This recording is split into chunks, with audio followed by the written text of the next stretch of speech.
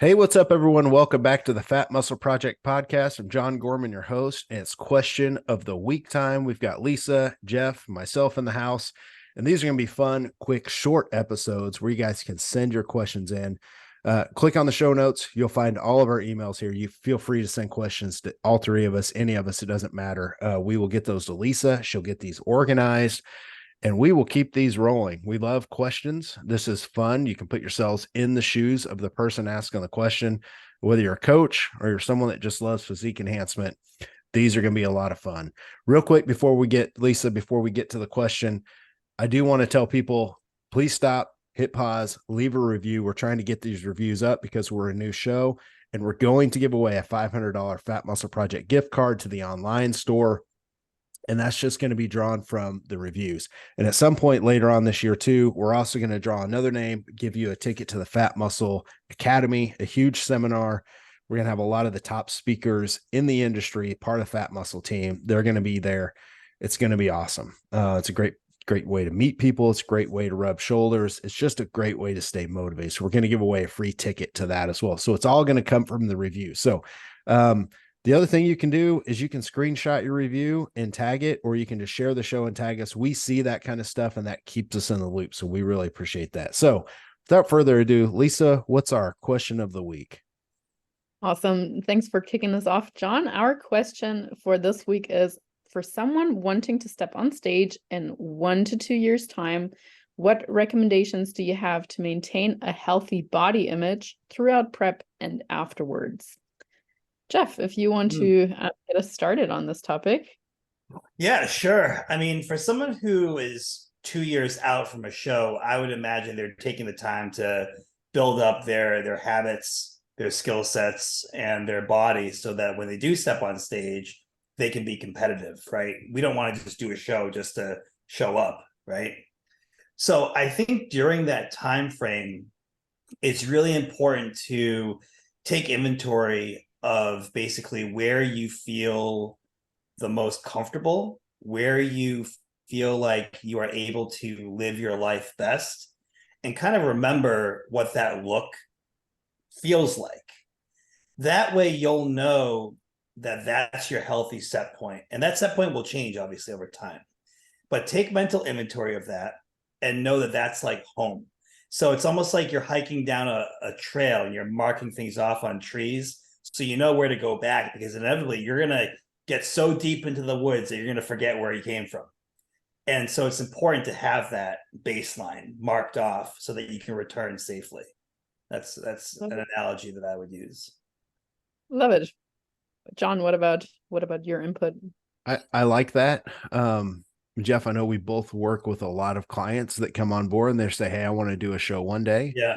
And I think reaching out to a coach, whether you're going to try and do this on your own or you can't afford a coach, reach out to an expert and somebody that's going to be 100% honest with you and assess your current physique. So I think that's always a good thing to do. You know, you can reach out to any of us here. We're going to be 100% transparent and honest with you. Especially if we're going to prep you, right? But I don't care if it's somebody that just wants a real quick assessment of their physique. I'll do that. You don't have to pay me for that. I don't mind to help, and give back. So that's the thing. In 1 to 2 years time, Jeff said competitive bodybuilding, we're all I'm a bodybuilder, but I'm not a competitive bodybuilder. So when you step on stage, you want to be competitive. And I know when I first started out, when I did preps in 2008, 2009, I was 155 pounds, natural, doing a NPC show because it's a local show that I wanted to do because that's what I fell in love with bodybuilding. They didn't have men's physique at the time. And I got so hung up in just wanting to do a show, I didn't understand that I didn't look the part. Like I looked really, really terrible, actually. I probably wouldn't have even been good in men's physique. So I wish I had someone at the time that would have just shot me straight, say, hey, you don't need to diet every year for shows. Like you need to spend 2 years off and just grow, or 3 or 4 years, which I ended up doing later. So in the beginning, you just don't know that because you're not an expert. So reach out to someone like me or Jeff, and we will give you feedback and we'll tell you what you look like. And that's kind of the first thing that I wanted to mention is you've got to understand where you are now and where you want to be. Looking at other shows, depending on the shows that you want to do, if you're natural, look at some natural competitors, right? If you're assisted or you're going down that route, you need to look at what people that do state level shows for NPC or local natural bodybuilding shows. You need to look at what the people look like that are placing top 5. Don't always look at the winners, because sometimes winners are going to be outliers. They're going to have a little bit better genetics, or they're going to have been training for a long time, maybe, right? Look at the people that are placing top 5 and then ask someone, hey, do you think I would do well in this category? So that's a good way to at least start to educate yourself on it. Mm-hmm. Yeah, I think what you said, Jeff, too, it does come back down to expectation management as well. I mean, what you touched on partially was also taking more metrics rather than just pictures or what you look. So I believe that most of us coaches, we also take biofeedback, and that is really helpful when you try to assess, like, where am I most comfortable at, so that you don't just have the picture and think like, oh, this is when I was at my most shredded and I looked best and I received the most likes and whatever it is, but rather, okay, when did I sleep best, when did I perform best in the gym, when was my libido in a good place, when was I performing well at work, also that kind of thing. So taking that into consideration. The other thing when it comes to expectation management is being clear that post-show, you will struggle with body image issues. And I mean, I'm saying this, I have never been on stage, so I don't truly know, but just from what people have told me and what I have heard, it is just something where mentally you probably always want to get back to that place where, like, oh, I looked so darn good at this and that body fat percentage, or the pictures, and you will receive positive feedback probably, because that is the leanest you have ever been, and maybe your clothes felt best and whatnot. So expecting that to happen, and then working through it and knowing, okay, it's not sustainable though, is probably a good thing. And I think what can help with that is, of course, a coach, but also just kind of maybe auditing the people that you follow, the stuff that you listen to, because if there is someone out there who's telling you, yes, you can be incredibly shredded all year round and maintain that contest leanness, that's just bullshit, and that's going to mess with your head also, as opposed to maybe having some role models that truly educate on, okay, this is what I look like for a very short amount of time, and then this is what happens afterwards. Those are, would be my first thoughts. I think and it's tough for everybody to have a coach, but looking back, for someone to try and do this on their own, it's really important. If I were going to go out and replace the transmission of my car and do this giant job that took a lot of detail, and you really need to do it right, you don't want to just go about it, just start pulling shit apart and like try and figure it out as you go, and then maybe use some YouTube videos. Like, I know YouTube's helpful for fixing a car, but you're talking about something that advanced. Hire a mechanic. It's going to cost you some money, and hire a mechanic that would actually come over to your house and help you, for example. It doesn't normally happen. But what I'm saying is, hire an expert, hire a diet coach that does this for a living and has done it for a long time. Not the guy in your gym that does shows and wins and he trains a handful of clients. I'm talking about an actual prep coach. Get with that person. Interview 2 or 3. Ask us questions. That's going to help you learn and do it in a much healthier fashion, because we're talking about after your show. Prep, especially prep, is very unhealthy. And honestly, I think it's even more unhealthy for people that are not taking performance enhancing drugs. So there's a lot of people that diet now naturally. You literally crush your hormones. And if you do it multiple times, it's going to be really, really tough. So get with someone that understands that, it's going to take you a while to get shredded, but you don't want to turn around and gain all that back in 3 weeks. Because not only have I done it, I've had a lot of clients who have done it.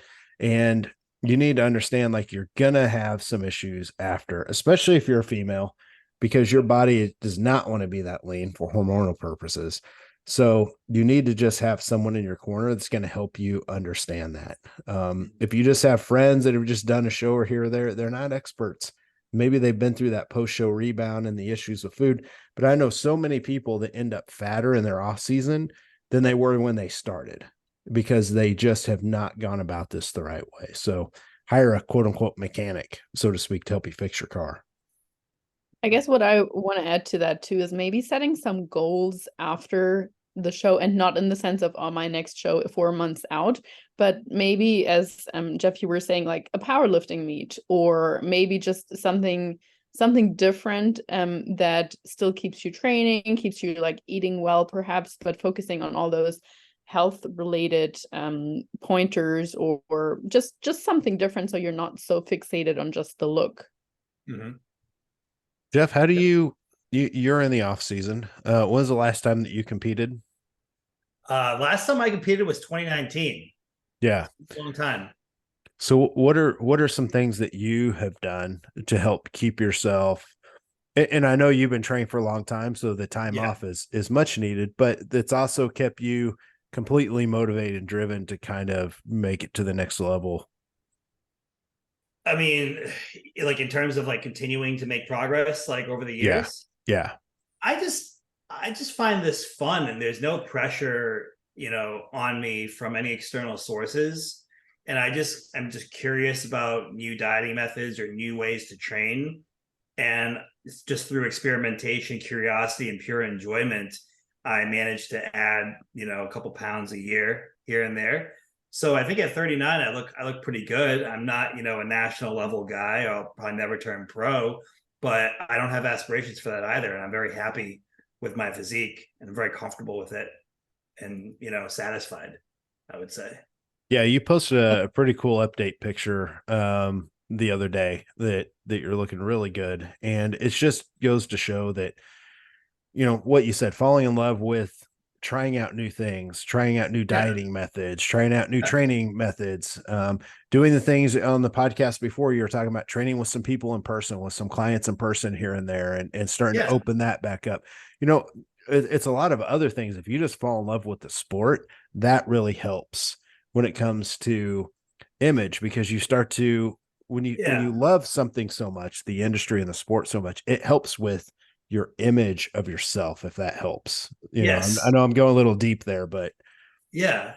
Because, I never set out to do this because somebody else did, or I wanted to be like somebody else, or whatever. I just loved it.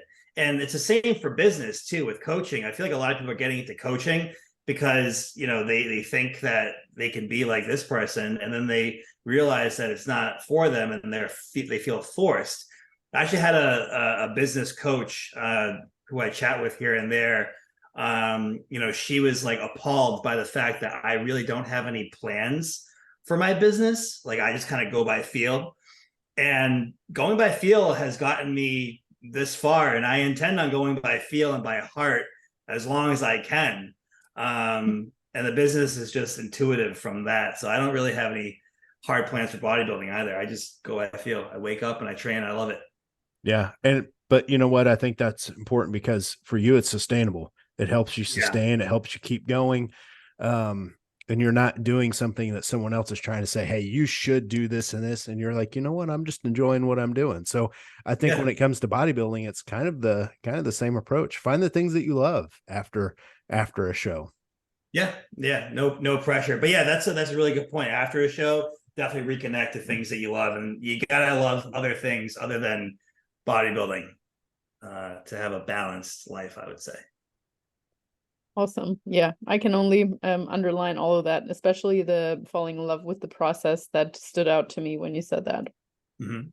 Well, this has been a nice, fun, short episode. We've got more things coming up. We've got refeeds and cheat meals coming up, muscle building hacks that you may not be utilizing, how to manage hunger, meal prep tips, our personal food staples, all kinds of stuff. Lisa has got a great lineup of this, plus more questions of the week. So you guys enjoy the rest of your day. For myself, Lisa, and Jeff, we're out of here. See you guys. All right. See you.